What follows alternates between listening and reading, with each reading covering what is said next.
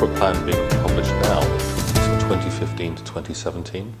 It is a license to be ambitious. The Minister has asked for the HSE to produce a corporate plan and he's now approved it. And that plan is really about what kind of a health system we want to be providing by the end of 2017. It's not about describing what we have now, it's about describing what we want to achieve. And I think ambition is really important. Personally, I don't want to come up and go to work every day for the next 3 years just to keep things the way they are.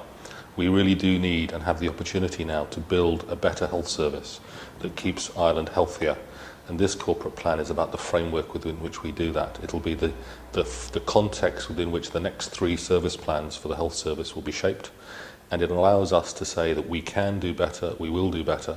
We will need the help of government through funding and legislation at times to do some of those things better. But there are many other things we can already do for ourselves. I want an organisation that's using its resources well and providing accessible services that people in Ireland can be proud of, that people in the health service can be proud of. That does mean that people need to have equitable and fair access in a timely way to our services. That does mean that everything we do has to support a healthier Ireland. It also means we need to invest more in our people and put our own people at the centre of how we plan our services. Now, the last 6 or 7 years have been very difficult for everyone working in the health service. They've created a context in which it's been harder for us to work together and work in the ways that we want to do. This year, for the first time, the level of funding available is a little bit better. We no longer have the moratorium that we simply have to use the money we have as best we can when employing staff, but it means we can work together in a different way.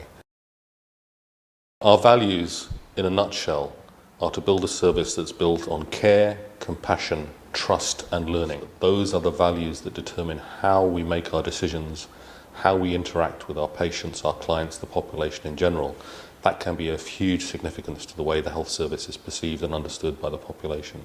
Equally, when we're interacting with government or regulators or the media, we need to ensure those are at the forefront. As we recruit new colleagues, we need to make sure we're recruiting people who can live up to those values. The fact that it's simple and easily accessible is a good thing. It's not some great long-winded statement of aspiration. It's honest. It says these are the things we need to do to build a better health service.